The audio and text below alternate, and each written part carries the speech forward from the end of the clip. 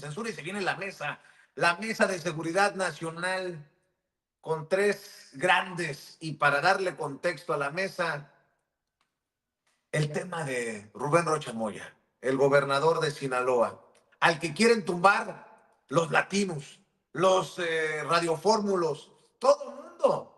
Pareciera que hay una intención de que se vaya Rubén Rocha Moya, y otros que dicen, no se va a ir porque sabe mucho del teje y maneje. ¿Y qué dice el gobernador de Sinaloa, Rubén Rocha Moya, de los pedidos, exigencias para que renuncie? Por cierto, pues si quieren hacer las cosas bien, ahí está la revocación de mandato, ¿que no? Ya me perdí. Ya les dije yo, el pueblo pone y el pueblo quita. A propósito de alguien que dijo, sí, el pueblo pone y el pueblo quita. Entonces, el día que el pueblo te dice, te puse ya, pero luego hay mecanismos para decir, te quito. Pero es el pueblo, no es alguien que grita, dice, no, es el pueblo. No se va por alguien que grita, dice, es el pueblo. Rubén Rocha Moya, gobernador de Sinaloa. Déjenme saludar al maestro Pepe Reveles, más de 50 años en el periodismo, autor de diferentes libros, flamante Premio Nacional de Periodismo. Le recomiendo su libro más reciente, el que presentó junto al querido Paco Cruz en la Feria Internacional del Libro del Zócalo hace poco, Necropolítica y Narcogobierno, de Pepe Reveles, a quien admiramos, respetamos y le agradecemos esta comparecencia de todos los martes. ¿Cómo estás, Pepe? Muy bien, Vicente, con el gusto de saludarte. Pues este martes espero que ya estén ahí nuestros compañeros Paco Cruz y el licenciado César Gutiérrez Priego, porque están los temas muy interesantes. El que el propio César abordó de la dificultad que tendrá Trump para cumplir sus promesas, sus amenazas de deportar por lo menos 2 millones de migrantes cuanto antes, ¿no? Lo más pronto. Sí, algo pasó con el audio de Pepe Reveles, perdimos un poco ahí la claridad con el audio. Pepe, a ver, vamos con todo. ¿Qué piensas del caso Rubén Rocha Moya? Y ahorita saludo ya, veo a Paco en el sistema, al abogado César Gutiérrez Priego. A ver si te escuchamos mejor, Pepe. ¿Qué piensas de este caso que ocupa a los medios corporativos y que pues lleva a Rubén Rocha Moya a decir que decida el pueblo? Yo creo que Rocha Moya, No, creo que tenemos problemas con el audio del querido Pepe Reveles. ¿Me ayuda, Ceci, para componer esta situación? No sé qué pasó, pero estaba muy bien y de pronto tronó el audio, el enlace con el maestro Pepe Reveles. Déjenme saludar al maestro Paco Cruz, periodista de larga trayectoria, más de 47 años en el periodismo, autor de una larga lista de libros. Les recomiendo sus dos más recientes, Las Damas del Poder y García Luna, el Señor de la Muerte, orgullosamente miembro de esta familia sin censura. Pues el tema de Rubén Rocha Moya también ha tronado en la mañanera. Querido Paco, te saludo con mucho gusto. Vicente, buenos días. Al licenciado Gutiérrez Priego también buenos días. Pepe, ya se arreglará ahora el sonido, pero déjame adelantar un poquito. Mira, Vicente, primero va a ser la historia. El gobernador tiene razón. Bueno, perdón, hay muchas aristas, pero vamos por unas. El gobernador tiene razón. El pueblo quita, el pueblo pone. O el pueblo pone, el pueblo quita. Eso es un lema del presidente Andrés Manuel López Obrador, de la presidenta Claudia Sheinbaum Pardo. Ya no vivimos en los tiempos de antes. Lo que pretende la vieja prensa, a Latinus, Radio Fórmula, a grupos de presión en Sinaloa, es que regresemos. Y voy a dar dos ejemplos, mira, nada más, que porque me tocó vivirlos, porque los reporté y porque forman parte en mis libros, en algunos capítulos, no seguidos, pero, por ejemplo, me voy al caso de Carlos Salinas de Gortari. Cuando Carlos Salinas de Gortari llegó a la presidencia, lo primero que hizo fue remover a los gobernadores de Michoacán, por ejemplo, a Luis Martínez Villicaña, a Jicotenca Leiva Mortera de Baja California, a Mario Ramón Beteta del Estado de México, porque en aquellos estados había perdido las elecciones, ¿sí? ¿A quién más removió? A Víctor Manzanilla Schaffer en Yucatán, a Dulce María Sauri Riancho en Yucatán, a Salvador Neme Castillo en Tabasco, y luego tuvo problemas y terminó removiendo a Ramón Aguirre, que ganó las elecciones en Guanajuato, y es cuando el presidente López Obrador decía verdaderamente, allí nace en 88 el PRIAN. Entonces, es decir, teníamos gobiernos que removían, destituían, premiaban a los gobernadores como se les daba la gana, ¿sí? Una orden del presidente era, se ejecutaba a la ya, ¿sí? Si el presidente decía el gobernador del Estado de México va a pedir permiso, es porque ya lo había corrido, porque ya había tomado venganza o lo había castigado. Teníamos un régimen totalitario en realidad, que eso era el PRI en su momento. El PAN no lo pudo hacer por otras razones, pero y luego, así que cada que un presidente amanecía de buenas o de malas, removía y castigaba a los gobernadores. Podemos hacer un recuento desde el presidente Miguel Alemán Valdés, ¿eh? Las gubernaturas eran eso, un premio o un castigo. Lo mismo las embajadas y cada puesto era eso y se actuaba en consecuencia al contentillo del presidente de la República. Yo te decía, hay que ver el sexenio de Luis Echeverría Álvarez. A la gente que le gusta comparar el sexenio de López Obrador con Luis Echeverría, eran autoritarios, o con Díaz Ordaz, que eran hostiles a la crítica, eran controladores mediáticos. Así que estas personas que piden o exigen la renuncia del gobernador Rubén Rocha Moya, están acostumbrados a volver al pasado. Pídanle a la presidenta. A mí, cuando llegan esos temas a la presidencia, digo es que los periodistas se están convirtiendo en gestores para exigir ciertas cosas, como la remoción del gobernador Rubén Rocha Moya. Y yo digo, ese es un tema político que lo tienen que resolver los sinaloenses. El trabajo de la presidencia es apoyar no solo al gobernador Rubén Rocha Moya, a todos los gobernadores. Si hay conflictos políticos, los tienen que resolver los sinaloenses. De otra forma, regresamos justamente a lo que vivíamos. A Pepe le ha de haber tocado la remoción de no sé cuántos gobernadores, a capricho, a contentillo del presidente de la República. La posición de Rocha Moya, lo dijimos desde el principio, desde hace varios, es delicada, es sumamente delicada, y la llegada del secretario de Seguridad, Omar Hamid García Harfuch, lo ponen todavía en una línea más peligrosa. Y la situación de violencia en Sinaloa, peor todavía. Pero ese es un problema que tiene que resolver el gobernador Rubén Rocha Moya, lo tienen que resolver los partidos políticos de Sinaloa. La presidenta de la República no está en posición de remover o no. Eso sería regresar a los regímenes priistas, a los regímenes panistas. El régimen político que creó el PRI y luego adoptó el PAN era eso. Regímenes autoritarios, hostiles a la crítica. ¿Cuántas veces hemos visto a periodistas hablo del gremio, no solo criticar, mentir abiertamente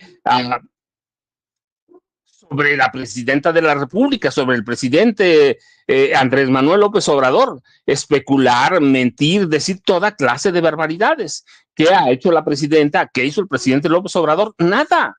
Vivimos en un régimen, les guste o no, de apertura, un régimen democrático. en el que se respeta la libertad de expresión y por tanto se respeta la libertad política. Pueden no gustarnos muchas cosas, sí, pero las tenemos que resolver en el estado respectivo o correspondiente. Yo insisto, el gobernador tiene problemas serios, serios, y que se le agravan. ¿Por qué? Yo, mira, no he visto movilizaciones de Morena para apoyar al gobernador, pues claro, allá tienen al secretario de Seguridad, uno de los hombres más cercanos a la presidenta Claudia Sheinbaum Pardo, pero, pero deja nada más, es que tenía aquí un problemita con el micrófono, pero que lo resuelvan ellos, los problemas políticos los tienen que resolver los sinaloenses, no podemos volver al régimen priista. ¿Sí? Esos son problemas de ellos y los tienen que atender. Lo otro, te digo, ¿cuántas veces vimos cuando tenían problemas, vamos a decir, de Adolfo López Mateos hasta Enrique Peña Nieto? ¿Con qué lo resolvían? Con la represión, con matanzas. Podemos ir del 68 a igual a lo de Ayotzinapa, a donde quedan las 72 matanzas de Felipe Calderón Hinojosa.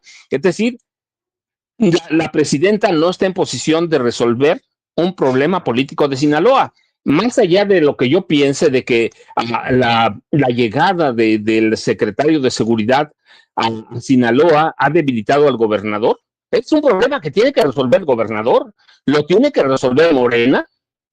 La presidenta lo único que puede hacer es cooperar, colaborar, ayudar en los problemas que tiene para resolver esa violencia que yo insisto es en mucho, porque hay evidencias, controlada por la DEA, pero los problemas políticos, los periodistas no podemos convencer gestores de problemas para deponer a gobernadores, eso que se lo dejen a Salinas, bueno, hay que recordar, Zedillo hizo todo lo que pudo por remover a Roberto Madrazo Pintado. Zedillo hizo lo que estuvo a la mano, no pudo porque la verdad es que era un incapaz. Pero intentó remover, claro que sí. Y te digo, así hacemos un recorrido de Peña hacia atrás. Cada presidente utilizó la remoción política de gobernadores como una herramienta política de control, como una herramienta para detener la crítica. Tenemos violencia en Sinaloa, la tiene que resolver el gobernador con apoyo de la federación. Te digo, más allá de lo que digamos, pues esto lo puede hacer o está débil porque ahí está Omar García Harfuch o está fuerte por esto, son los sinaloenses. Ahora, una marcha, una manifestación para derrocar a un gobernador, no, tampoco. Tienen mecanismos, que recurran a esos mecanismos y que los sinaloenses decidan si quieren a Rubén Rocha Moya o no lo quieren. Pero una manifestación, hay muchos intereses de grupos de poder, de grupos de violencia, de grupos de narcotráfico, pues lo tienen que resolver ellos. La presidenta solo tiene que coadyuvar en la resolución o la atención a problemas, en este caso la violencia, el narcotráfico, pero de lo contrario, yo te di el nombre de una lista pequeña de lo que hizo Salinas. Porque uno le decía, hay problemas, mire, Mario Ramón Beteta, me tocó trabajar el caso, no hizo nada por apoyar su campaña, apoyó la campaña de Cárdenas, aquí perdió, y lo primero que hizo, casi entrando, fue remover a Mario Ramón Beteta de la gubernatura. Y ahí te digo, Iván Jicotenca Leiva Mortera, de Baja California, a Luis Martínez Villicaña y otros. Pero eso era antes, Vicente. Hoy tenemos un régimen que permite todo esto. Incluso permite que vayamos, que vayamos, déjame ver que el micro que te parece que está dando un poco de lata, pero bueno, Vicente, la cuestión es que no podemos nunca volver al pasado. Y los periodistas no podemos ser gestores de problemas, Vicente. Y pues así parece que ocurrió en la mañanera con la pregunta que plantea el corresponsal del periódico El Universal a la presidenta de México, Claudia Sheinbaum. Esto fue lo que ocurrió en Palacio Nacional. Buenos días, presidenta. Salvador Corona del Universal.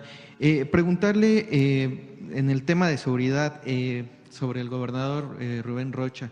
Ayer dio algunas declaraciones, la cito: el pueblo quita y no alguien que grita, y sobre los enemigos son los criminales, no el gobierno. Saber qué opinión tiene al respecto y saber si la contención de los homicidios en Sinaloa pues ya tienen una contención, ya ha disminuido este delito. A ver si pueden poner homicidios de Sinaloa, por favor, hasta donde está ahora ahí de la plataforma, por favor. Se está trabajando, porque el mensaje principal es para los habitantes de Sinaloa, para la ciudadanía, para el pueblo de Sinaloa. Que sepan que estamos trabajando todos los días. Ha estado ahí el secretario de Seguridad, el general secretario, el almirante. Ellos lo revisamos en el Gabinete de Seguridad todos los días y además ellos están revisando permanentemente el caso de el aumento de delitos que hubo en Sinaloa, y que sepa el pueblo de Sinaloa que estamos trabajando todos los días para garantizar la paz y la seguridad.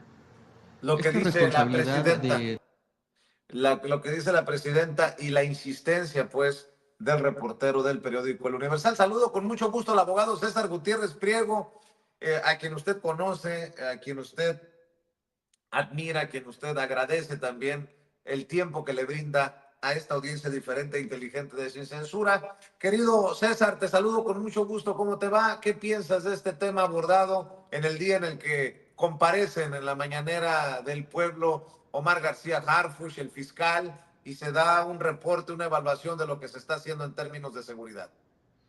Vicente, un placer saludarte como siempre. Saludos a Paco y a don Pepe. Mira, yo en lo personal creo que es importante que el gobernador de Sinaloa haya entendido la realidad de lo que está pasando en Sinaloa. Nadie puede negar que esta marcha, por supuesto que es una marcha legítima y que muchos ciudadanos se sumaron a ella, pero que también ha sido aprovechada políticamente por algunos políticos y por la oposición. Es una realidad, pero por lo menos el gobernador ya tomó con seriedad el caso, porque recordemos que había minimizado muchos de los reclamos que habían existido. También entendemos y conocemos por qué se dio esta marcha, el artero asesinato de 2 menores de edad de su señor padre, y me parece que se tiene que reconocer que una cuestión es el gobierno que tiene que estar realizando el trabajo de prevención de los delitos, y otra, se tiene que explicar y ser muy claros que quienes cometieron el homicidio fueron delincuentes, y que es obligación y responsabilidad del gobierno prevenir estos delitos, pero también encontrar a los responsables de los mismos, ¿no? Me parece que eso ha sido importante, me parece que se ha utilizado también para un golpeteo en contra del gobierno federal, entendiendo y siendo muy claros, ¿no? Existen diferentes mecanismos como la revocación de mandato. Si la gente no se encuentra satisfecha con la designación del gobernador mediante una elección democrática, ¿no? Me parece que esa parte sí debe de quedar muy clara y debe ser muy importante. Más allá, ¿no?, de los comentarios que existen, que si el gobernador está ligado con el crimen organizado o no está ligado con el crimen organizado, tienen que ser las investigaciones. Pero me parece que yo en lo personal no había entendido por qué el gobernador no había salido como ya salió a hablar con la gente, dar la cara, explicar qué es lo que sucedía. Se vale también decir, señores, nosotros estamos tratando de hacer todo el trabajo de lo que sucede con la inseguridad en el estado. Pero también hay que recordar que el estado de Sinaloa tiene una situación distinta a muchos estados de la República, y tiene también que ver con el hecho de que siempre había habido un grupo hegemónico del crimen organizado, y que además era uno de los grupos criminales más importantes a nivel mundial, que es el Cártel del Pacífico, y que lo conocemos como el Cártel de Sinaloa.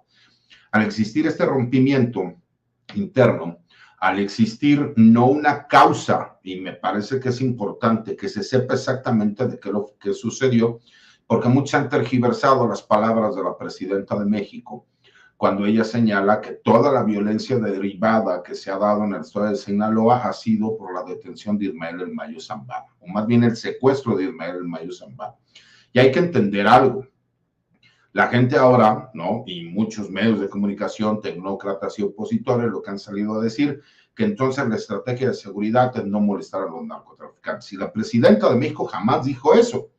¿Por qué? Hay que entender algo, y esto es nada más por una lógica, y cualquier persona que nos esté escuchando o nos esté viendo, creo que lo puede entender. No es lo mismo que tu autoridad vayas y detengas a una persona y de forma clara se sepa que eres un delincuente reconocido, que el gobierno llegó, realizó un trabajo de investigación, se llevó a cabo una detención, y ellos lo entienden. ¿Por qué? Porque dicen, bueno, pues yo me dedico a andar fuera de la ley, llegó la autoridad y me detuvo. ¿Por qué? Por los delitos que yo he cometido durante una larga carrera delictivo-criminal.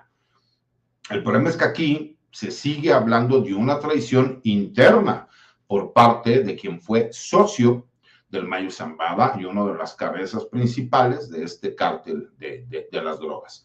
Ahí es donde viene la verdadera problemática. ¿Por qué? Porque si tú tuvieras la certeza de qué fue lo que sucedió, si el Mayo Zambada se hubiera entregado y se fuera la noticia clara del señor fue y se entregó, me parece que no hubiera pasado todo lo que sucedió. Hay que recordar que no es la primera vez que el cártel de Sinaloa se encuentra en guerra. Recordemos cuando sucedió lo de Arturo Beltrán Leiva, y en donde el cártel, pues, o sea, se divide y se convierte en una facción distinta, los Beltrán Leiva, se da una guerra interna en el cártel de Sinaloa por esta situación, toda vez que existía una velada revancha, ¿no? Y venganza por parte del grupo que se sintió traicionado. Eso es lo que está sucediendo aquí. La presidenta de la República jamás dijo, es que no hay que molestar a los narcotraficantes. No, no, no. La presidenta de la República dijo muy claro, se tiene que saber qué fue lo que sucedió porque hay muchos supuestos, pero uno de esos supuestos es que el gobierno de los Estados Unidos realizó una operación encubierta en territorio nacional para secuestrar al Mayo Zambada. Otro de los supuestos es que uno de los hijos de Joaquín Guzmán Loera, conocido como el Chapo Guzmán, por órdenes de su señor padre, trabajó para secuestrar a Ismael El Mayo Zambada y entregarse a autoridades de los Estados Unidos, ¿no? Y hay una tercera, que es el hecho de que supuestamente el Mayo se pudo haber puesto de acuerdo con este hijo de Joaquín Guzmán para entregarse al gobierno de los Estados Unidos, pero derivado de esta larga trayectoria que él tiene como narcotraficante, no quería aceptar que se entregó, entonces fue como hacer un poco de simulación. Hay diferentes versiones. El problema es que esto sí ha causado una serie de venganzas al interior del cártel de Sinaloa. Y el gobierno, por más que ha intentado en las autoridades municipales, la autoridad estatal, el gobierno federal, que de forma coordinada con la Secretaría de Defensa Nacional, la Secretaría de Marina, Centro Nacional de Inteligencia, Fiscalía General de la República, ha estado trabajando para poder prevenir todos estos hechos de violencia. Desafortunadamente no se tiene ni todos los policías, ni militares, ni guardias nacionales para estar en cada metro de la ciudad. Y cuando vemos actos, ¿no?, como este, pues el gobernador tiene que salir y reconocer, señores, no tenemos la capacidad en este momento para prevenir todo lo que está sucediendo, pero sí estamos trabajando para poder hacerlo. Señores, no podemos cambiar lo que ya sucedió con el artero asesinato de estos menores y de su padre, pero lo que sí les puedo prometer es que vamos a encontrar a estos delincuentes. Entonces, cuando tú entiendes toda esta entramada y que se ha tratado de utilizar para tergiversar la información y para tratar de crear una idea equivocada y una psicosis, ¿no?, pues te das cuenta que esto trae un trasfondo y que por supuesto viene encaminado a tratar de hacer señalamientos en contra del gobernador, que yo no meto las manos al fuego por el gobernador, yo no sé si el gobernador está limpio o está sucio, pero tampoco puedo asegurar que esté sucio, ¿no? Simple y sencillamente, la política en el estado de Sinaloa desde hace muchos años ha estado ligada siempre a la sospecha de que pueden tener algún tipo de nexo con el crimen organizado. Puede ser cierto, puede no ser cierto, pero eso serán las autoridades federales las encargadas de hacerlo. Pero los tiempos en que la presidenta de México podía llegar y destituir a un gobernador han cambiado. Para eso existen las herramientas jurídicas para poderlo llevar a cabo. Y no es porque quieran proteger al gobernador, simple y sencillamente porque es el respeto que se le tiene que dar al marco jurídico. ¿Dónde están todos aquellos puros que dicen se tiene que respetar la ley? Bueno, entonces, ¿por qué ahora piden esto? Porque es muy fácil seguir golpeando al gobierno federal para no reconocer todos los hechos y que tú, como bien lo comentabas ahorita, mi querido Vicente, Hoy escuchamos al secretario de Seguridad Pública Federal, ¿no? Al secretario de Seguridad y Protección Ciudadana, Omar García Harfuch. Los datos que está presentando el día de hoy demuestran el trabajo que ha estado realizando el gobierno federal y que la estrategia de seguridad a nivel federal ha funcionado. Me llama la atención, ¿no? Incluso voy a hacer un tuit en la red social X, porque dentro de su discurso él señala todos estos logros, el número de personas que se han detenido de forma coordinada, todas las agencias que han estado trabajando, la cantidad en dinero que estas drogas hubieran podido generar en el mercado ilegal. Pero hay una parte del comentario que me llamó mucho la atención cuando dice algunas fiscalías. Eso significa que todavía hay fiscalías generales de justicia de los estados que no están trabajando de forma coordinada con el gobierno federal, y me parece que ahí hay un foco rojo, ¿no? No sé qué piensan los compañeros, pero en un análisis rápido de lo que yo estoy viendo, mi querido Vicente, es complicada la situación porque además hemos estado viendo cómo la política de los Estados Unidos por medio de Donald Trump lo que buscaban era atacar al gobierno mexicano haciendo el señalamiento de que algunos grupos criminales eran organizaciones terroristas, pero se dieron cuenta que la forma más efectiva, a la mejor, era criminalizar al inmigrante ilegal. Recordemos que se inició señalando que solamente serían deportadas aquellas personas que tenían registros criminales. Y desafortunadamente las noticias lo que nos han dado a entender, y las mismas declaraciones de los funcionarios, es que van por todos los inmigrantes. Y el problema es que ha habido violaciones graves a los derechos humanos, porque se ha estado deteniendo a gente que por su estereotipo parecería extranjero o latinoamericano o incluso nativo americano, y se le están haciendo detenciones cuando ellos son ciudadanos de los Estados Unidos, ¿no? Entonces, me parece que es importante entender toda esta serie de comentarios y de noticias que se han estado llevando, porque traen un fin de trasfondo, y eso es tratar de estabilizar forzosamente al gobierno mexicano para aceptar condiciones que favorezcan al gobierno de los Estados Unidos. Y la verdad es que ha habido hasta cierto punto muchísimas respuestas, han habido, resultados claros. Los saludo con mucho gusto. Estamos teniendo problemas con la comunicación, ahora que escuchábamos problemas en los audios. Los saludo con mucho gusto, querido César, maestro José, querido Paco. Los saludo con gusto. Quería presentarles también este tema de lo que planteaba el buen César. Reporta desde anoche en la empanizada revista Proceso Alberto Duarte la detención de pues una célula de los Chapitos ahí en Caborca, Sonora. Dice que detuvieron al líder de esta célula y a 10 personajes más que estarían incluso vinculados con el asesinato precisamente del estadounidense Nicholas Douglas Katz, ¿no? Lo que nos planteaba César hace unos momentos. Esto me parece que es verdaderamente pues positivo en cuanto a dar resultados, aunque pues sí, ¿no? Efectivamente sigue siendo de alguna u otra forma la anécdota, la fábula, el mito de la hidra, al que le cortas la cabeza y le crecen 5 más, pero efectivamente sí se está ahí en la entidad en Sinaloa, hay de alguna u otra forma resultados a partir de la detención de Ismael El Mayo Zambada, que habría desencadenado la violencia. ¿Qué opina de esto, maestro José Reveles? Efectivamente, creo que va a depender mucho de lo que esté ocurriendo en cuanto a la información que Estados Unidos le proporciona a México, de todos los pormenores a partir de la detención, la detención involuntaria por parte de los Estados Unidos del Mayo Zambada. Estamos ya más de 6 meses de que no tenemos la información correcta y el gobierno mexicano tampoco lo está obteniendo. Es decir, tenemos, como dijo el licenciado César Gutiérrez Pliego, que saber si fue un asunto en el que participó el gobierno de los Estados Unidos, sus agentes, en este engaño del cual habría sido víctima el propio Mayo Zambada por parte de su ahijado, Joaquín Guzmán López, y que terminó con sus huesos en los Estados Unidos y qué va a pasar, porque en esto se involucró en su momento también al propio gobernador.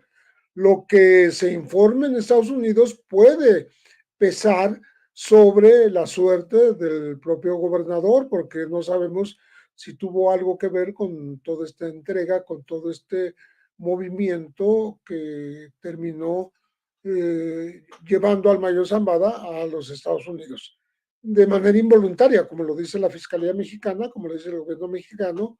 Ya no hay duda de que fue un secuestro, que fue un traslado involuntario el que se llevó a cabo. Pero todo esto afecta a lo que ocurre en Sinaloa. A partir de ahí se descompuso el panorama en este estado, en donde tiene su sede el cártel de Sinaloa, particularmente por la división que provocó y los enfrentamientos que se están dando, a lo que contribuye la información del gobierno mexicano de cómo está combatiendo a esa violencia desatada en Sinaloa en el último medio año, y que repercute, por supuesto, en el gobierno local, porque ¿quién es el principal responsable de lo que ocurre en Sinaloa? Pues el gobierno de Sinaloa está siendo auxiliado, apoyado, con la presencia muy constante de la Secretaría de Seguridad Ciudadana del nivel federal, pero también por las Fuerzas Armadas y la Guardia Nacional. Entonces, tenemos que esperar el resultado de esta batalla y que se deslinde de lo que ha pasado con el gobierno local, que mucha gente aprovecha para pedir la renuncia del gobernador Rocha Moya. Esto, como lo dijo también muy claramente Paco Cruz, pues ya pasaron los tiempos en que un presidente o una presidenta, en este caso, pueda operar para quitar a un gobernador o promover su desafuero o una forma de relevarlo de sus responsabilidades. Es un tema que solo toca a los sinaloenses, pero estos sinaloenses están, al igual que el gobierno federal, esperando información de lo que realmente ha estado ocurriendo en Sinaloa, porque no está claro qué es lo que hay detrás de esta entrega, que obviamente no fue pactada por parte del Mayo, no fue voluntaria, y que, por supuesto, ha generado la división interna de los grupos que quieren sucederlo en el mando en este cártel, porque no hay cabeza en este momento. La pretenden los Chapitos, la pretenden los hijos del Mayo, la pretenden los hijos de Esparragosa, la pretende el cártel de Caborca y su herencia de Caro Quintero, la pretende el hermano menor del propio Chapo Guzmán, el Guano, en fin, el Chapo Isidro, toda esta gente, los remanentes del cártel de los Beltrán Leiva, toda esta gente está luchando dentro de Sinaloa, y por eso está dando este brote de violencia que afecta a la ciudadanía finalmente. Entonces, tenemos que esperar a ver qué pasa, y qué curioso que desde Estados Unidos puede venir una información que sí llegue a tocar las fibras sensibles de la sociedad, y que ponga ahora sí en la picota al gobernador Rocha Moya, que hasta ahora no hay ningún interés en hacer ningún movimiento que lo lleve a ser removido. Entonces, estamos dependiendo de estos hilos de información que no se dan, que no terminan de darse y que se está reservando el gobierno de los Estados Unidos, que seguramente tiene alguna culpa en la injerencia de los últimos meses y la llevada del mayo a los Estados Unidos. Y no se puede esperar que ocurran cosas en México sin que haya toda la información, que el gobierno federal tenga toda la información del caso y que, por tanto, pueda procesar lo que deba procesar para bien de los ciudadanos sinaloenses. La sociedad de Sinaloa está esperando justamente que haya un pronunciamiento, que haya una claridad. Y antes de eso, pues están también moviendo los hilos allá en la entrega pactada, en la confesión y las informaciones que puedan dar los dos hijos del Chapo Guzmán, de Joaquín y Ovidio, para obtener ellos pues beneficios que todo esto va a repercutir en lo que ocurra todos los días en el terreno de Sinaloa. De otra manera, no se parará esta violencia que está combatiendo el gobierno federal, pero que tiene que profundizarse para que esperemos un mejor estado de la sociedad sinaloense, que es la que sufre finalmente, más allá de los pleitos de las fracciones que se pelean el liderazgo. Y además, si exploráramos más a fondo este planteamiento de que podrían remover o no al gobernador de un estado, específicamente en el caso de Sinaloa, es innegable que ha habido algún tipo de diferencia entre ese gobierno y el gobierno de la doctora Claudia Sheinbaum. Si bien es cierto, el presidente López Obrador en su momento era muy cercano a Rubén Rocha Moya, en ha habido una situación muy distinta. Hoy en la mañanera le preguntaban a la doctora, este cuate, ¿no? El que tenían ahí del Universal, se me fue ahora su nombre, Salvador Corona del Universal, insistía con la misma pregunta, ¿van a quitar al gobernador? Lo quitarían así de, pues no, es que no se ha dado el caso, no se ha dado, y la respuesta era esa. Se habló de cómo es que hubo de alguna otra forma un malentendido con García Harfuch, a quien hasta le había cambiado el nombre el gobernador, etcétera, etcétera. Si verdaderamente se diera esto de el autoritarismo, bueno, pues ya hubieran cambiado, hubiera habido alguna situación en la que Rubén Rocha Moya ya no sería el gobernador de Sinaloa y ahí continuará. La verdad es que si hoy vemos que un gobierno actúa al nivel de un cártel del crimen organizado, es en la opinión de su servidor, el gobierno de los Estados Unidos. Ayer le compartíamos, y vamos ahora con esto con Paco, para también escuchar su comentario. Ayer compartíamos con el público de Sin Censura este cartón del monero crucifixio, que aparenta ser una narcomanta, pero no es una narcomanta, es una gringomanta de la CIA y el cártel de MAGA.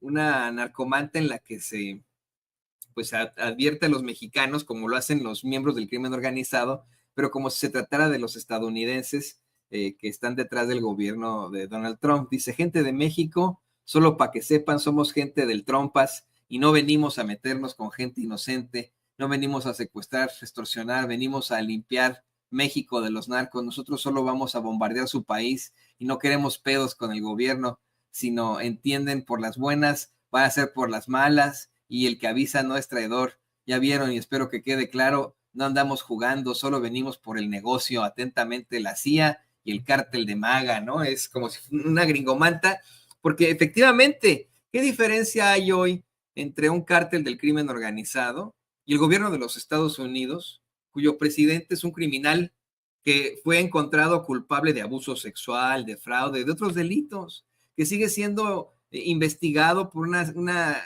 cantidad impresionante de delitos, que se ha rodeado de delincuente y medio, que su secretario de la defensa es un alcohólico al que también ha sido acusado de abuso sexual? ¿Qué diferencia hay en esto al hablar en lo general de los gobiernos de Estados Unidos? Ahora que ya lleva a la doctora Claudia Sheinbaum varios días exhibiendo esto que habría escrito La Bastida en un librucho, un libelo hace algunos años, en el que junto con Madrazo exhiben que Zedillo habría negociado con Clinton la alternancia de México con los Estados Unidos, la alternancia de México en cuanto al PRI, al PAN, ¿no? O sea, de una manera mafiosona, con un personaje que también es muy oscuro y que trata de aparentar que es uno de los grandes presidentes de Estados Unidos y que es Bill Clinton, a quien le debemos este sentimiento antiinmigrante de los últimos tiempos. ¿Qué opinas de esto, querido Paco? Mira, Toño, César, Pepe, primero déjame cerrar el otro comentario para que la gente entienda lo que es el autoritarismo y cómo se ejerce. Yo ponía como ejemplo el gobierno de Carlos Salinas de Gortari, y ahora mientras estaban hablando César y Pepe, saqué unas cuentas rápido de mis apuntes. En los 2,190 días que duró el sexenio de Carlos Salinas de Gortari, 1 de diciembre de 88, 30 de noviembre de 1994, en promedio, un gobernador abandonó su cargo cada 4 meses y medio. 14 estados de la República tuvieron gobernadores interinos o provisionales. Durante el gobierno de Salinas de Gortari, hubo 17 gobernadores que no fueron designados no fueron elegidos por los votos de los ciudadanos. Más de 42 millones de personas fueron gobernadas por autoridades que no ganaron su puesto por medio del sufragio efectivo o del voto directo, es decir, las gubernaturas eran un premio o un castigo del presidente en turno, y las herencias se terminaban como con la destitución.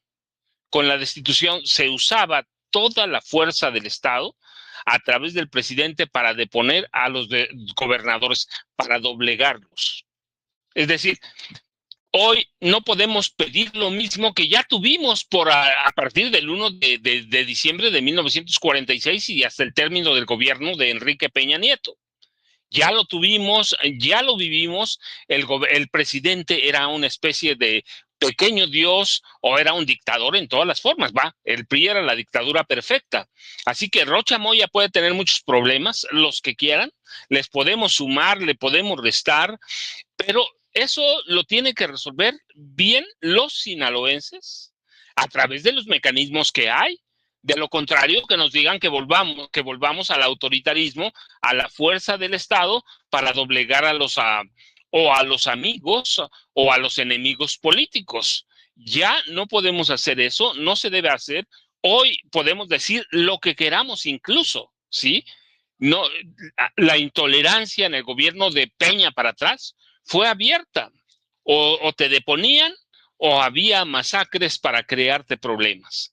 Así que los problemas de Sinaloa con Rocha Moya, en cuestiones de deponerlo, de quitarlo, de hacerlo renunciar, tienen que recurrir a mecanismos legales. De lo contrario, pues ahí está el gobierno de Salinas, que muchos de nosotros lo vivimos plenamente, pero podemos ir hacia atrás o hacia adelante de Carlos Salinas y vamos a ver que las gubernaturas se usaron como una herramienta política para castigar o para premiar, claramente, pero eso se hacía en el pasado. Hoy, más allá de ya las explicaciones las dieron algunas Pepe, otras el licenciado Gutiérrez Pliego, sobre la situación de la violencia en Sinaloa. Pero las cuestiones políticas, sí, yo estoy de acuerdo, un gobernador no se puede ni se debe caer por una marcha. Sí, hay mecanismos, hay un golpeteo político, también es claro. César lo dice, si está involucrado con el narco, pues eso hay que demostrarlo. Eso hay que demostrarlo, no hay que decirlo, pues tiene vínculos con el narco, pues qué padre. Podemos decir entonces que el presidente López Obrador tiene vínculos con el narco, ya lo han dicho cuántas veces, nadie lo ha probado. Hay que probarlo, y probando las cuestiones, probando estos temas, pues uno puede ir políticamente tras la cabeza del gobernador. Yo digo, si se le probara algo, supongo que él renunciaría en lo inmediato. Supongo.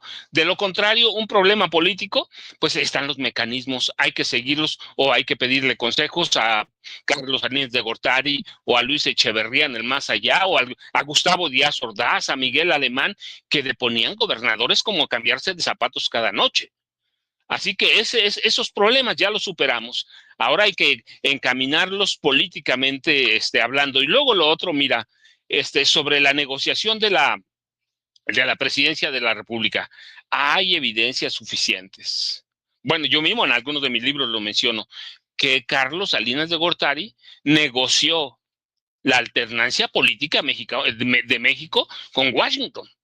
Eso es, hay evidencias sólidas, hay evidencias, porque además me tocó reportearlo en parte, de que en el fraude de 88, cuando nace verdaderamente el PRIAN, la presidenta dice una cosa que es cierta, pero la realidad es que está bien documentado ampliamente que el PRIAN, ese maridaje, nace en el 88 cuando Carlos Salinas de Gortari convence, seduce, como quieran decirle, a la dirigencia panista de esa época, encabezada por Luis H. Álvarez de Chihuahua, que en algún momento pensé de veras que era un tipo decente, y cuando negoció con Salinas lo que se llama la concertación de gubernaturas, es decir, de traslado del poder al PAN, nace ese maridaje que se llama PRIAN, y lo negocia Salinas directamente con Washington y negocia lo que padecimos hasta la entrada, hasta la presidencia de Andrés Manuel López Obrador, la entrada indiscriminada de agentes del FBI, la DEA, la CIA y, párale de contar, 14 agencias policiales de espionaje o de inteligencia de Estados Unidos. Y ellos controlaban muchas cosas, les dan cabida en el gobierno, incluso en el gobierno de Miguel de la Madrid, les dan entrada para todo. Entonces, la presidencia de la República se vendió, pues sí, se la vendieron a Washington, o Washington los obligó, claro que sí. Los 40, fueron 50,000 en realidad, no los usaron todos, pero lo que personalmente negoció es Ernesto Zedillo Ponce de León con Bill Clinton. Clinton lo dijo, es público. 50,000 millones. No los usaron todos, pero también se habló de la alternancia también. Es decir, el PRI vendió todo lo que podía vender, incluida la presidencia de la República. Francisco Labastida Ochoa pudo hablar en su momento, pero no lo hizo. ¿Por qué? Porque tenía la mano bañada ahí como por miles de millones de pesos que se había robado del Pemex Gate para financiar su campaña. Sí, qué bueno que lo dice, pero pues ya era una cosa muy sabida. Pero sí compraron, sí negociaron la presidencia de México con Washington, claro que sí. Nace el maridaje PRI a Acción Nacional, o PRIAN, como lo conocemos, por decisiones de Washington, claro que sí. Washington tuvo mucho que ver en la alternancia para crear un bipartidismo en México, como estaba en Estados Unidos, un partido demócrata, uno republicano. Aquí íbamos a tener un partido revolucionario institucional y un partido Acción Nacional, que eran lo mismo, controlados por élites. Se les desbarrancó el camino porque apareció un hombre que se llama Andrés Manuel López Obrador, pero negociaron la presidencia con Estados Unidos, sí. Hay evidencias, la negoció Salinas, y una de las condiciones que le puso Washington para validar o convalidar el fraude de 88 fue eso. La alternancia fueron algunas condiciones, pero dos: una, la entrada de agentes en forma indiscriminada a México, y dos, la alternancia camino hacia la consolidación del neoliberalismo que había adoptado en realidad Miguel de la Madrid Hurtado. Así que sí hay evidencias de que se vendió o de que Washington compró la alternancia política en este país. Sí la hay. Washington la controló. Lo que se le salió del escenario es la aparición el fenómeno, porque eso es un fenómeno, hay que decirlo, Andrés Manuel López Obrador, y eso dio al traste al bipartidismo en México. Si no hubiera aparecido López Obrador, habríamos tenido un bipartidismo controlado y negociado con Washington. Ese es otro tema. El otro, pues mira, hay que enfrentar a Estados Unidos como se pueda. como se pueda, menos con las armas. No hay condiciones, no hay nada. Levantar una revolución en Estados Unidos es complicado, en cualquier país en estos momentos, pero hay que recurrir a la protesta, como sea, hay que denunciarlos. Lo hemos dicho aquí claramente, sin censura. Donald Trump es un criminal, no lo decimos nosotros, lo dicen las autoridades. Y lo que digamos hay que probar, pero aquí no hay necesidad.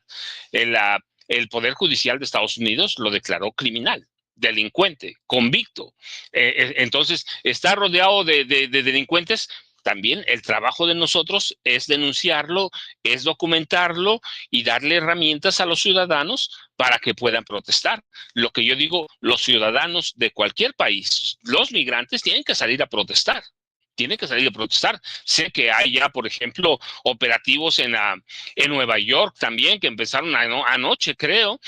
Va a haber en todos lados. Lo que yo veo es que está un poco dormida la organización de latina, los hispanoparlantes, está un poco dormida todavía, pensando que no los va a tocar, aunque muchos están encerrados en su casa. Que digo, la protesta se vale de cualquier manera, menos violenta, menos armada. ¿Por qué? Porque los vamos a llevar al matadero. No hay condiciones para levantar una revolución armada, no hay condiciones para la violencia. Entonces, pero hay caminos abiertos para la protesta social, y la protesta social puede ser peligrosísima, pero hay que hacerla bien, hay que hacerla controlada, y cuando acusemos o denunciemos a algún funcionario de Estados Unidos, como pasa en México, hay que hacerlo con documentación, con evidencias, con argumentos, de tal forma que la protesta de hispanoparlante llegue bien a Washington y llegue bien organizada. De lo contrario va a pasar lo que está pasando, ¿sí? Entonces, la protesta para mí se vale de todas formas, y más en un país, en cualquiera, incluido el nuestro. La protesta social, la protesta civil se vale, pero hay que hacerlo bien. ¿Para qué? Para que pesan. Ya estaban dando la semana pasada los datos de lo que representa la economía de hispanoparlante en Estados Unidos. Yo di un dato que era mío porque lo saqué del Departamento de Economía en Washington. 364 mil millones de dólares en impuestos generan los mexicanos. Es un buen de lana y es una buena fuerza productora. Lo que yo veo es que está un poco apagada, que está descontrolada la población hispanoparlante, pero para mí la protesta se vale. ¿Qué hacemos en el periodismo? Eso es una parte, no es eso, pero es en parte. Pero hay que hacerlo con bases sólidas y bien organizados, Toño, César y Pepe. Que es, de hecho, lo que plantea el queridísimo licenciado César Gutiérrez Priego en su columna de La Silla Rota. Cómo es que, bueno, pues efectivamente esta deportación masiva de personas serían un balazo en el pie para el gobierno de Estados Unidos, debido al gasto público que provocaría un desgaste de su propia economía. Por supuesto que no les convendría de ninguna forma algún levantamiento.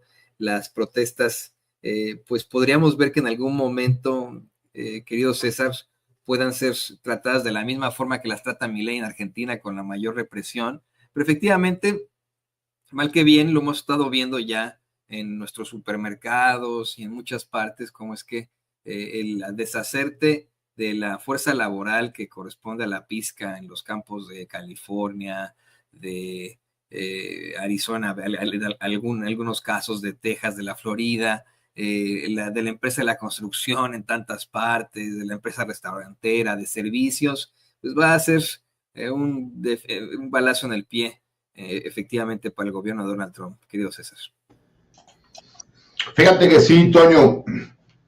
La verdad es que nos pusimos a analizar al hacer la columna cuáles podrían ser las repercusiones que habría pues en la economía y obviamente en la producción del gobierno de los Estados Unidos. Algo que tiene el migrante mexicano y el migrante centroamericano, por así decirlo, es que van y realizan trabajos que a lo mejor son muy comunes en México, como trabajo en el campo, que a lo mejor mucho del migrante sudamericano no realiza por la falta de capacidad o de conocimiento respecto a ese trabajo. Y que en este momento pues, hemos estado viendo como los campos agrícolas en la zona fronteriza de Estados Unidos con México está sufriendo una problemática muy grande. Eso independientemente de la mejora económica que realiza, obviamente, todo este trabajo que los migrantes mexicanos realizan, el cual está considerado en una cantidad cerca de 338 mil millones de dólares. Estamos hablando de una cantidad que incluso impacta de forma positiva en el Producto Interno Bruto de los Estados Unidos. ¿Y por qué lo señalo así? Porque es una realidad que ellos realizan muchísimos trabajos que son necesarios, que aportan a la economía de los Estados Unidos y que es gente decente que va a realizar el trabajo. Hay que entender que por lo general el migrante mexicano, el migrante centroamericano entienden que llega desde cero a un país como los Estados Unidos y que llega con toda la intención de trabajar, de mejorar, de poder ser productivo, de no meterse en problemas. Claro, hay un pequeño porcentaje que a lo mejor se termina metiendo en problemas, pero saben el costo y la problemática que ha tenido. Gran parte de ellos, o la mayoría de ellos, han migrado desde hace muchos años a los Estados Unidos por la falta de oportunidades que existían en el país o en los diferentes países. Esta problemática, cuando tú te das cuenta que incluso ya salen, ¿no?, varios empresarios norteamericanos que tienen que ver con estos mercados laborales, a señalar que necesitan forzosamente de esta mano de obra calificada porque el ciudadano americano no lo quiere realizar y que incluso muchos, aunque lo quieran realizar, no tienen las capacidades para poder hacerlo. ¿Por qué? Porque no es fácil dedicarte a estos trabajos, son físicamente agotadores y pues empiezan ya a ver estas repercusiones, porque hay que recordar que se había hecho el señalamiento de que iban a ir en contra de los migrantes que tuvieran antecedentes penales. Pero ya hemos visto incluso algunos funcionarios norteamericanos que no es así, que la verdad están haciendo abiertamente contra toda aquella persona que les parecería a ellos ilegales. Esto, pues obviamente empieza a generar esta problemática y me parece que el gobierno de los Estados Unidos estaría metiendo un balazo en el pie. ¿Por qué? Porque incluso aquí es donde el gobierno mexicano sí podría llegar a estos acuerdos para que existieran trabajadores especializados en estas áreas que pudieran tener los permisos de trabajo provisionales para poder realizarlo y que además lo veremos en diferentes estados de la Unión Americana y más, por ejemplo, lo que ha estado sucediendo en California con toda esta serie de incendios que ha causado una afectación grande. Pues recordamos que la mejor mano de obra que se realiza para la construcción en los Estados Unidos, pues también es la mano de obra mexicana y latinoamericana.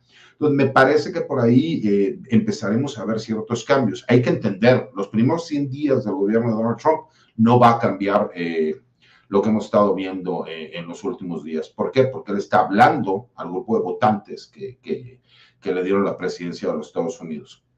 Y me parece que posteriormente empezarán a entender cuál es la problemática y la situación económica negativa que empieza a generar.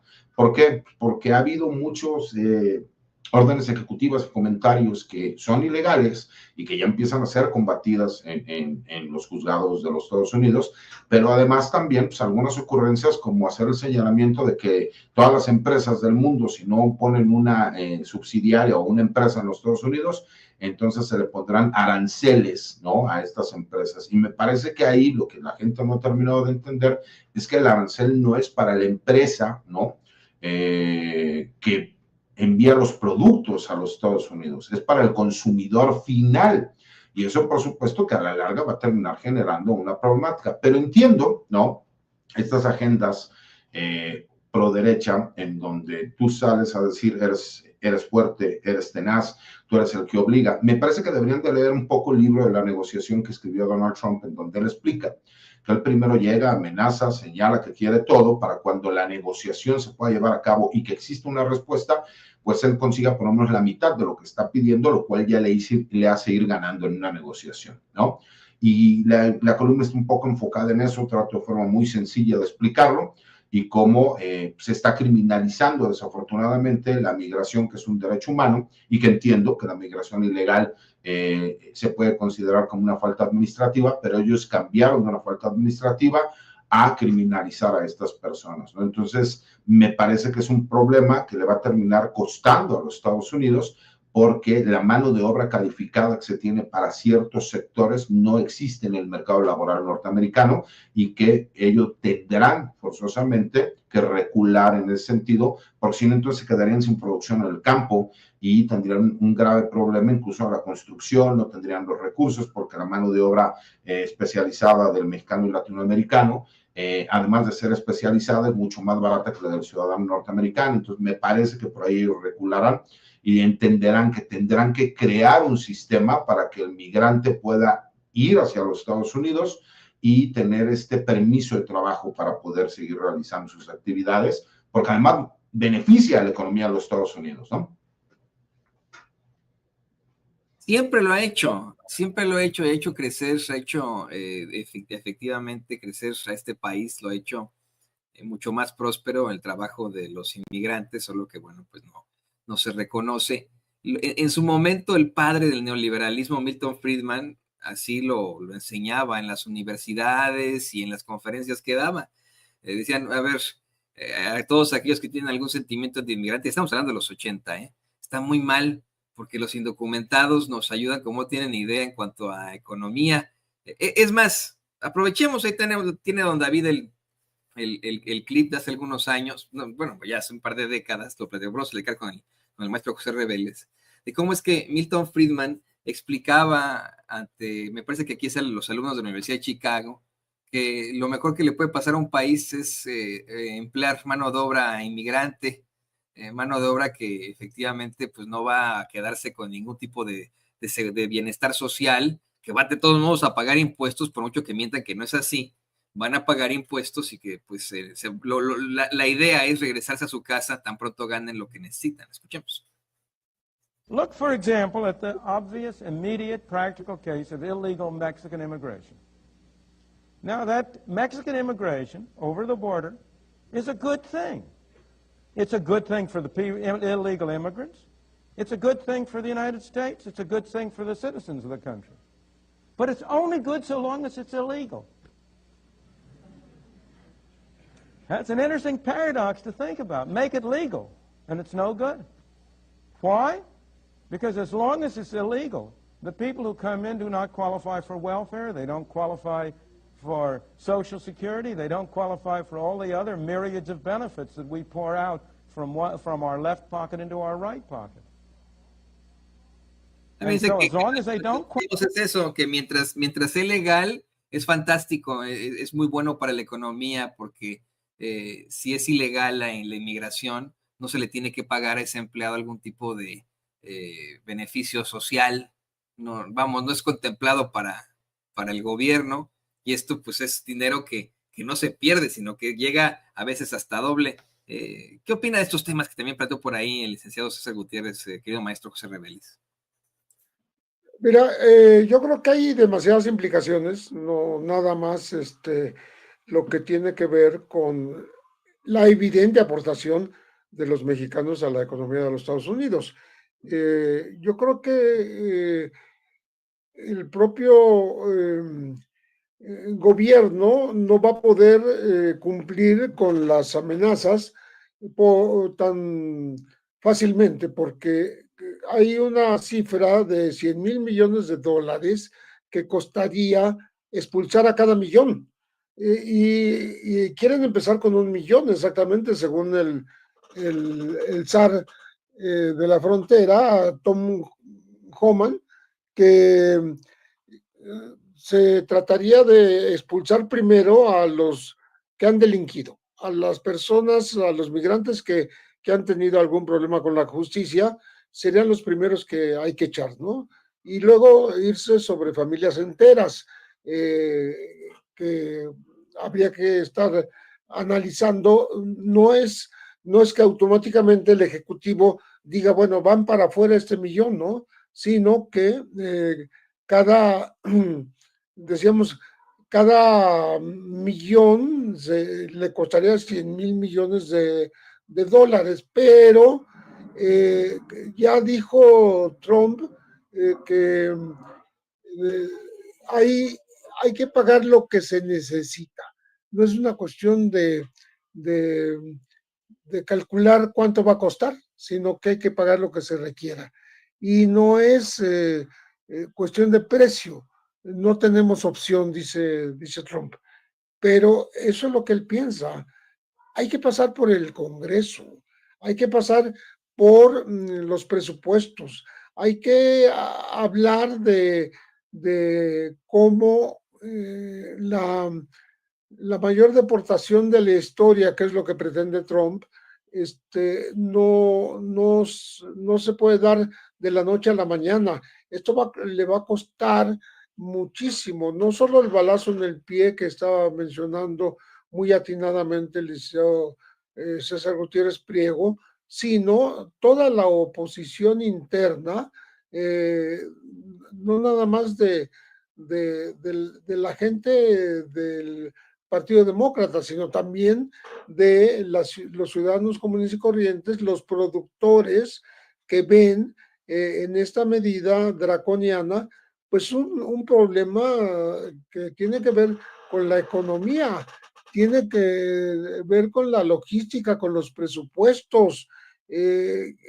Por ejemplo, el ICE tuvo $400 millones para expulsar apenas a 140,000 en unos pocos meses, ¿no? Entonces, expulsar a esta cantidad no se había hecho, hay que ver la historia, desde tiempos de Eisenhower, en los años 50, cuando se estableció un sistema de expulsión masiva que se llamó de los espaldas mojadas y que duró apenas un año y se suspendió.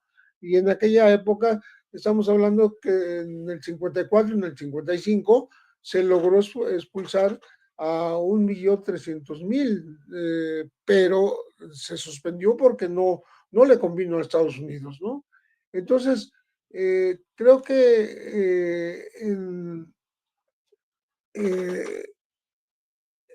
el gobierno de Estados Unidos va a tener que estar recurriendo a medidas como la que tomó recientemente para doblar al presidente Gustavo Petro de Colombia, cuando él no quiso aceptar los aviones que llevaban ya indocumentados expulsados a Colombia.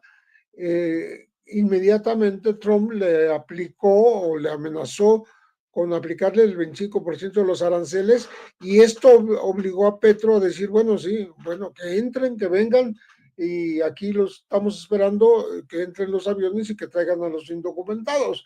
Es decir, no es un tema tan fácil para el propio Trump, porque le va a costar mucho trabajo, mucho dinero, la expulsión masiva de los indocumentados. Hasta ahora no se ve la primera semana del gobierno del segundo gobierno de Donald Trump, pues mandaron algo más de 4,000 mexicanos de regreso a México. No es una cifra sustantiva, no es relevante, no está cambiando la situación, ¿no? No está, por supuesto, comprobado que Trump haya expulsado más que lo que hizo Clinton, lo que hizo Bush, lo que hizo Obama. Clinton expulsó en 2 mandatos a 12.3 millones de indocumentados. Bush llegó a 10.3. Obama también expulsó a muchos millones y se fue contra las familias. Obama puso en antecedentes de lo que Trump quiere hacer, expulsar a quienes hayan cometido delitos. Ya lo hizo Obama, no es algo nuevo, ¿no?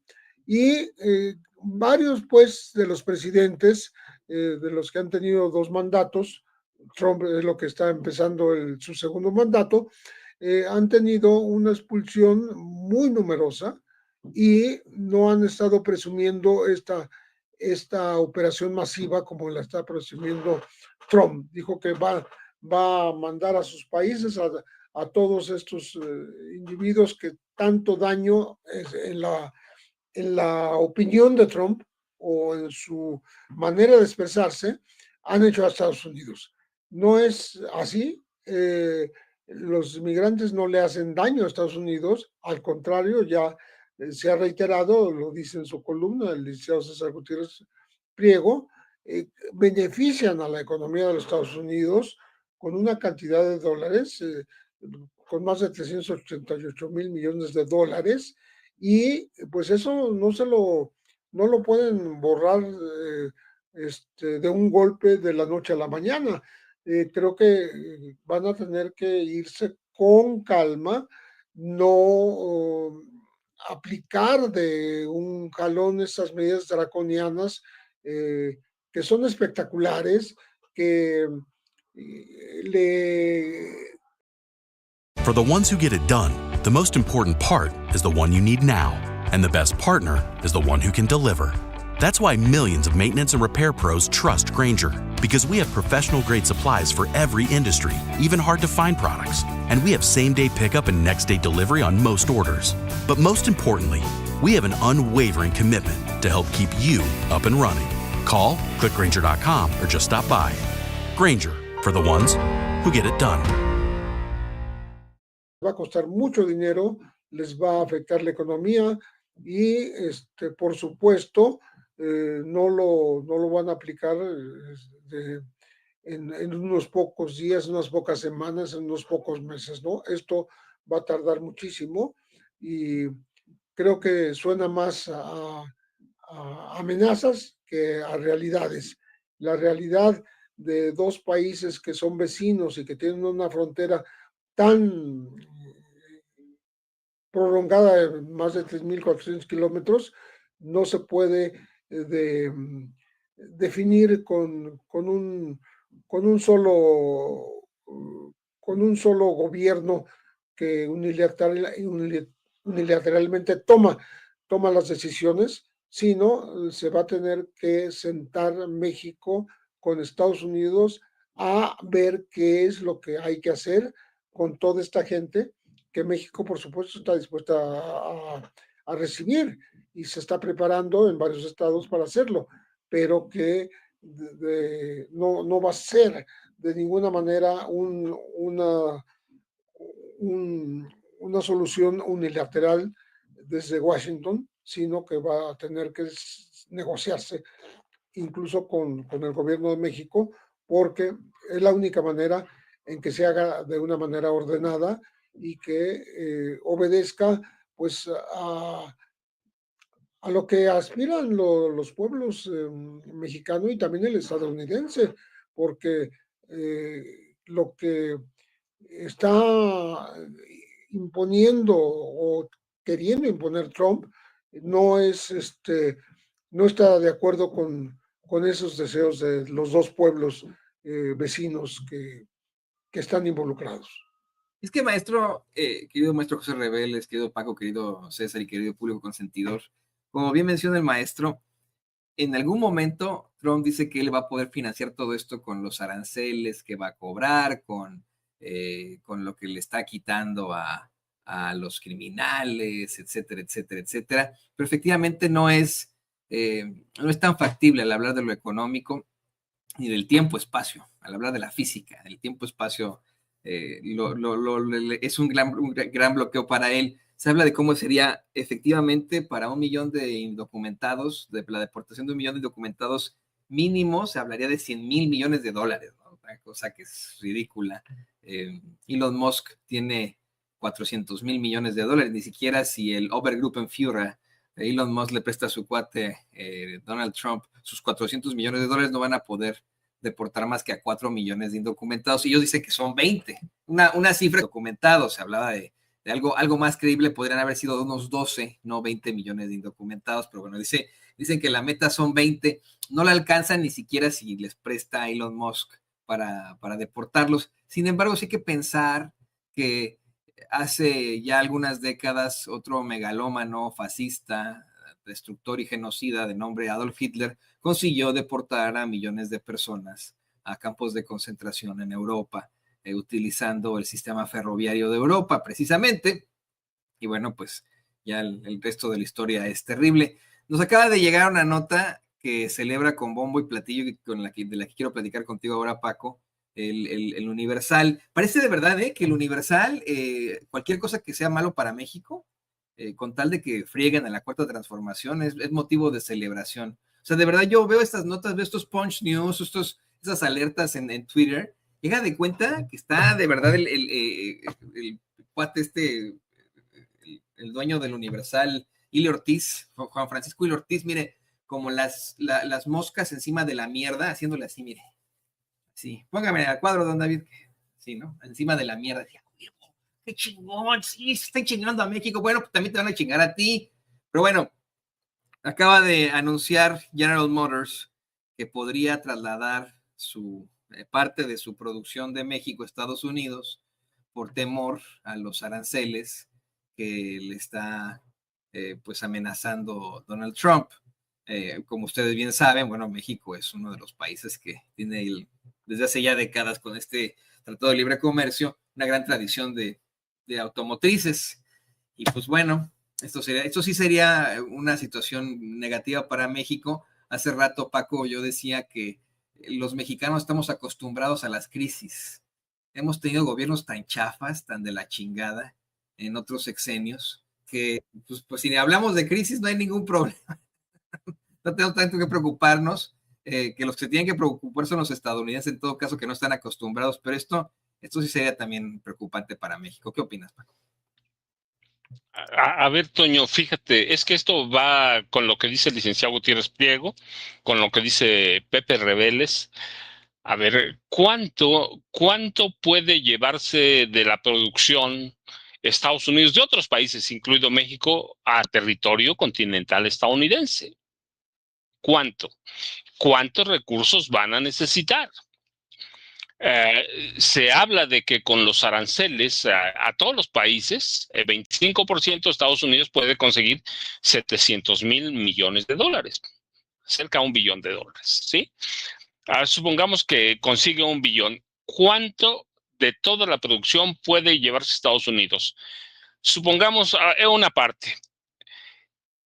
Hablando así en términos claros, Estados Unidos está tarde y mal.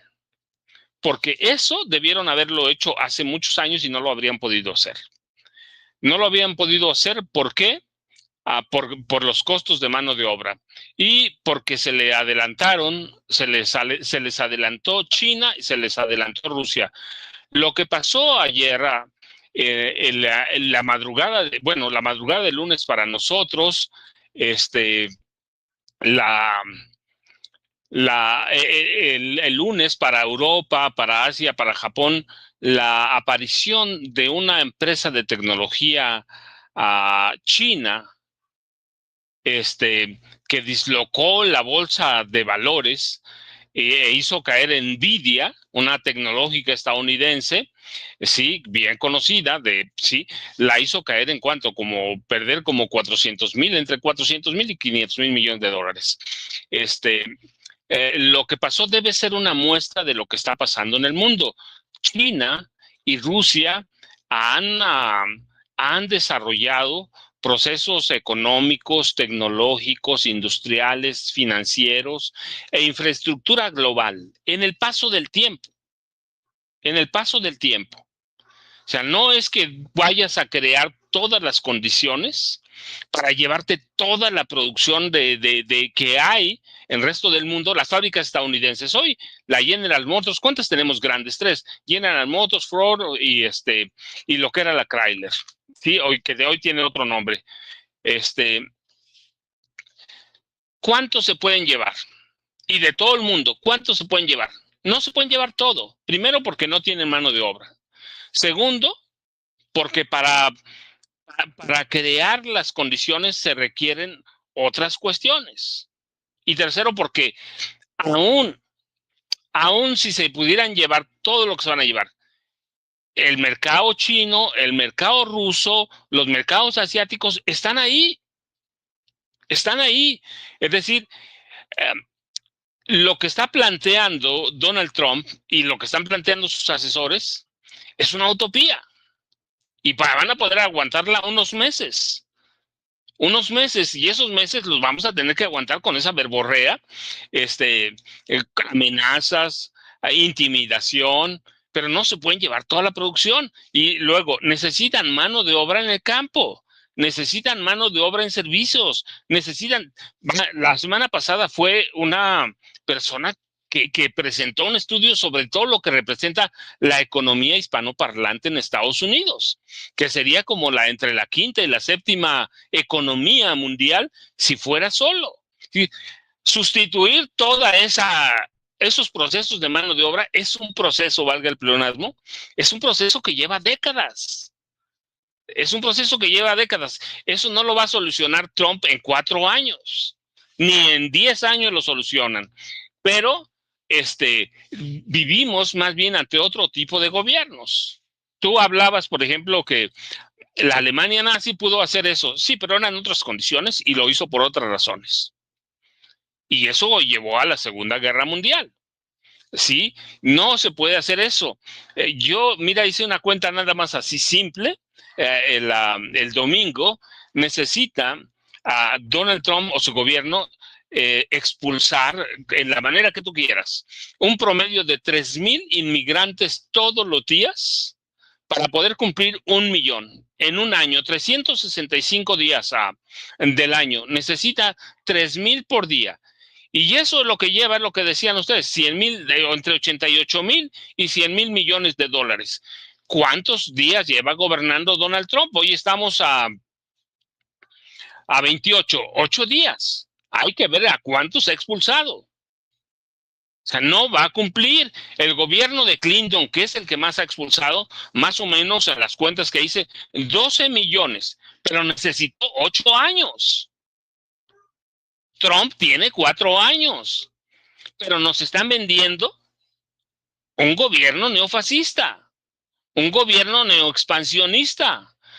Nos están vendiendo un gobierno que no entiende el nuevo orden mundial multilateral. Lo que está haciendo Trump con la gente allegada a él, como Elon Musk, es tratar de someter al mundo a través de amenazas, a través de castigos, pero lo puede hacer.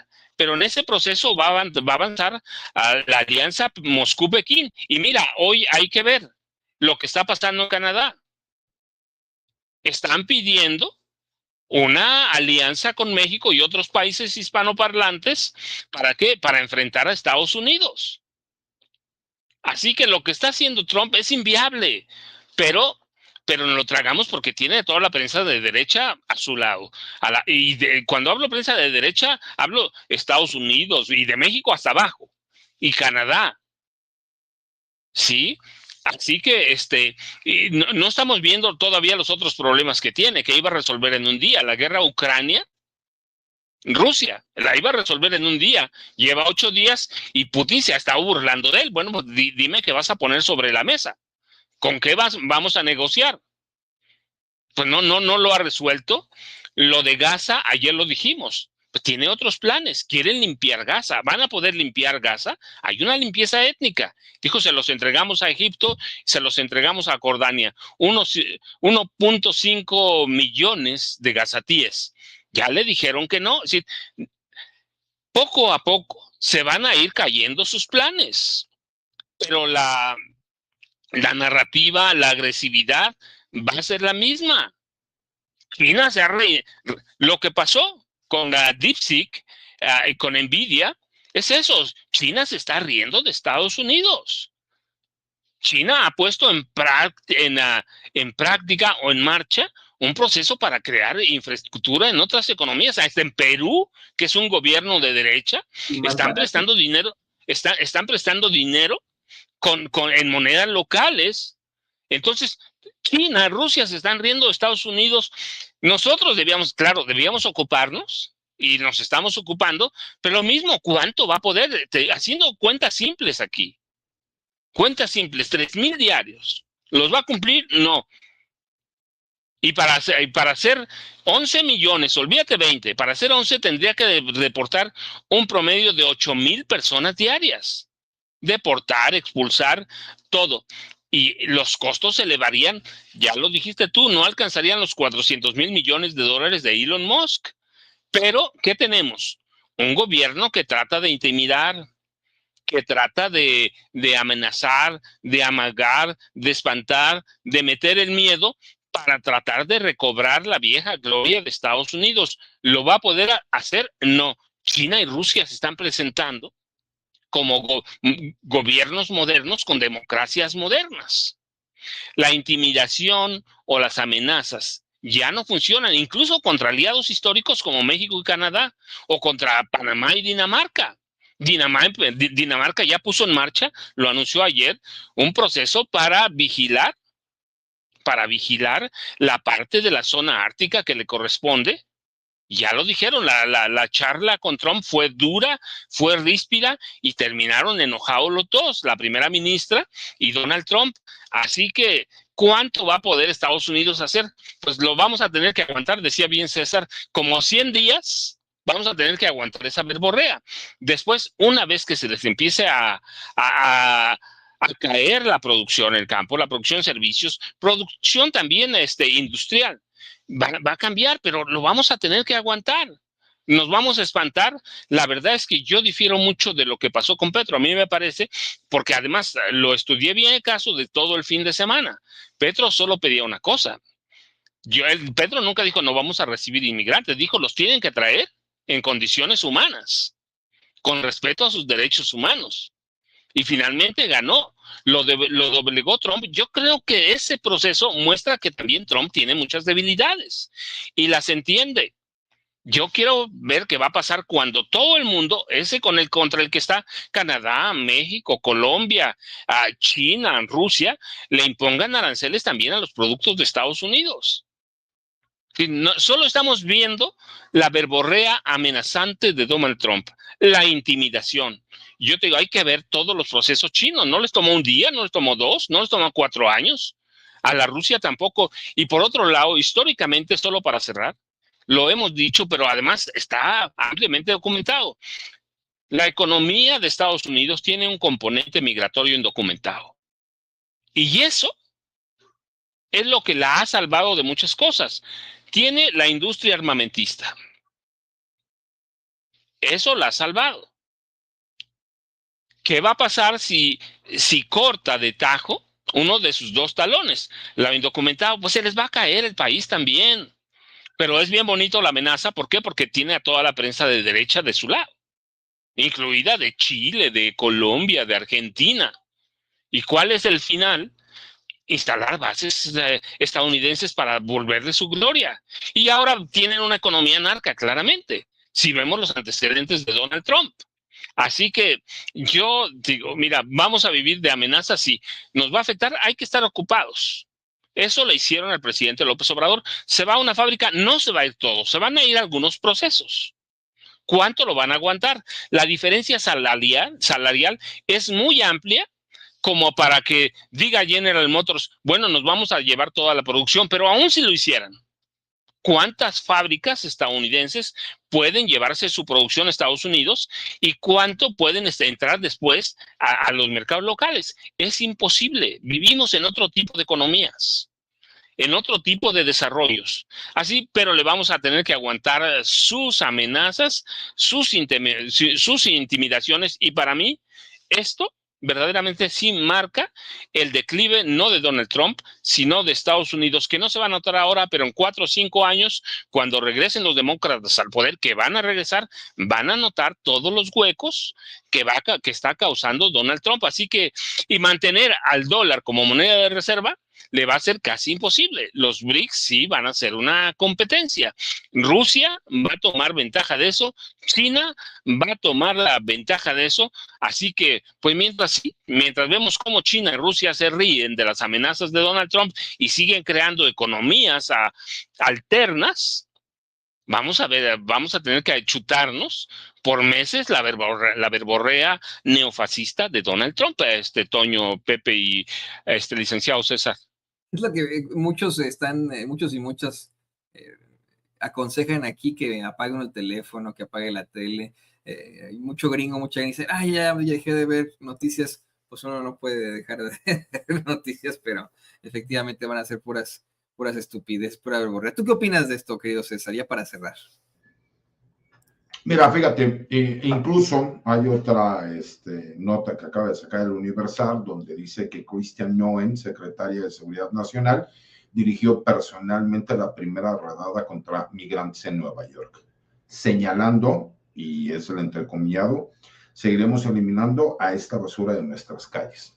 Mira, la verdad, Toño, es una situación complicada para nuestros hermanos migrantes. Tú vives en Estados Unidos, yo tengo familia en Estados Unidos, y algunos de ellos la han visto complicado, ¿no? En todos los aspectos, y tiene que ver también mucho con estereotipos, ¿no? Y lamentablemente tenemos que ver cuáles son las realidades. Hay una respuesta ya del gobierno mexicano. La presidenta de México también ya señaló que México no será un tercer país seguro, porque al principio lo que quería el gobierno de Estados Unidos era agarrar a todos los migrantes y mandarlos a México, porque decían, pues es que ellos entraron por México, porque entraron por parte de la frontera sur de los Estados Unidos. Y será responsabilidad de México. México fue muy claro y me parece que por eso hemos estado viendo muchas presiones, ¿no? Los primeros 100 días me parece que se continuará con todos estos actos, ¿no? Con las órdenes ejecutivas. Empezaremos a ver las repercusiones legales que esto conlleva. Yo lo señalaba en algún momento, ¿no? Imagínate, si los migrantes generan al Producto Interno Bruto de los Estados Unidos 336 mil millones de dólares, poco más o más de 336 mil millones de dólares, y además no les cuesta porque no tienen seguridad social, pues obviamente es un gran negocio. Y como lo señalaba este maestro no universitario, pues es completamente cierto. ¿Cómo se fundó Estados Unidos? Pues obviamente por la migración que venía por parte del mundo, ¿no? En donde pues todas aquellas personas que llegaban para que se les diera la ciudadanía norteamericana, pues dependiendo, ¿no? Inclusive recordemos cuando fue la guerra del norte contra el sur, pues ya eres ciudadano norteamericano, pero tienes que ir a pelear por tu país, ¿no?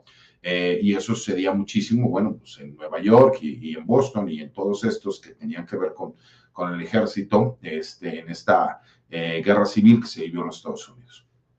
Todo esto nos da un entendimiento de qué es lo que pasa en el día a día.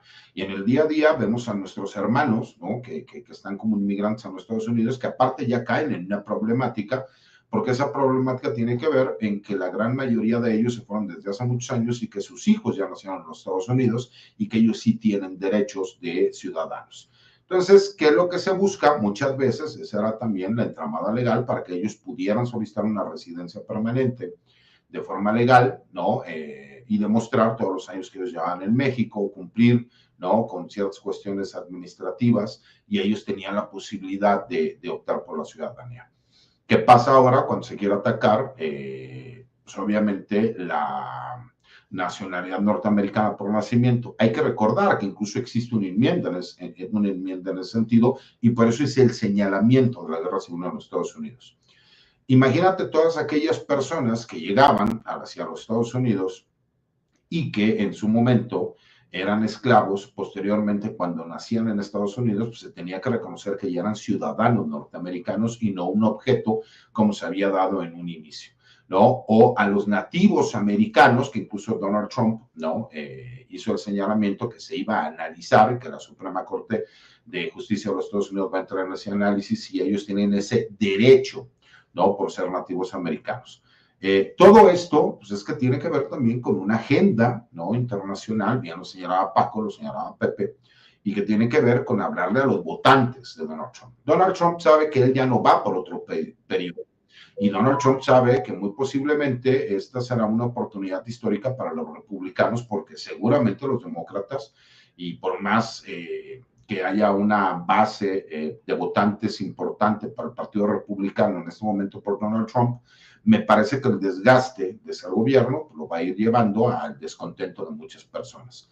Pero ¿qué es lo importante aquí también? Hemos entendido que el gobierno mexicano sabe cuál es la problemática que tenemos, se ha estado trabajando en ese sentido, y hemos escuchado muchas narrativas por parte de algunos medios de comunicación. Te digo que el tratar de tergiversar, el tratar de hacer señalamientos fuera de lugar, el tratar de mezclar nuevamente el tema de los grupos criminales con los gobiernos, ¿no? El hacer señalamientos de que supuestamente la 4T apoya a Rocha Moya. Lo hemos señalado, si Rocha Moya se lo tiene que investigar, que se le investigue, pero la forma para destituir a un gobernador, pues que inicien por el Congreso del Estado, que soliciten una revocación de mandato, que vayan a las urnas. Eso me parece que es lo correcto. Y me parece también correcto el hecho de que el gobernador entendió la seriedad del problema y salió a dar la cara, porque estarlo minimizando me parece que era como el que hace un operativo en un papel. Tú dices, pues es que ¿cuál inseguridad? No, pues si tú traes una serie de guaruras y una camioneta blindada, pues no vas a ver inseguridad, ¿no? Pero también me parece que como todo lo que pasa en México, pues esta marcha ciudadana que hubo en Sinaloa, allá en específico en Culiacán, pues fue aprovechada también por varios medios de comunicación y partidos políticos para tratar de sacar un beneficio, ¿no? Eso no le quita el hecho de que la ciudadanía de forma voluntaria quiso participar, pero no falta siempre aquel que quiera sacar un provecho de carácter político. Me parece que llegó el momento de definiciones, y yo lo señalaba incluso en un tweet que puse en la red social de X, que cerrar, en este caso, espacios con el gobierno federal no es llegar y decir, bravo, todo lo que están haciendo es correcto. No, eso es para los ciudadanos de bien. Cerrar, si me explico, espacios en este momento, apoyar al gobierno de México es en un solo sentido, en que seamos mejores ciudadanos, mejores personas, que no consumamos drogas, no fomentemos la apología del delito, no compremos piratería, no cometamos actos de corrupción, paguemos nuestros impuestos, no seamos evasores de impuestos. Hay un largo etcétera, etcétera, etcétera. No desinformemos, digamos a las cosas exactamente como son, dar nuestro punto de vista. Una cosa es un punto de vista y otra cosa es asegurar un hecho del cual desconocemos, ¿no? Entonces, me parece que esa es la parte importante que yo analizo aquí.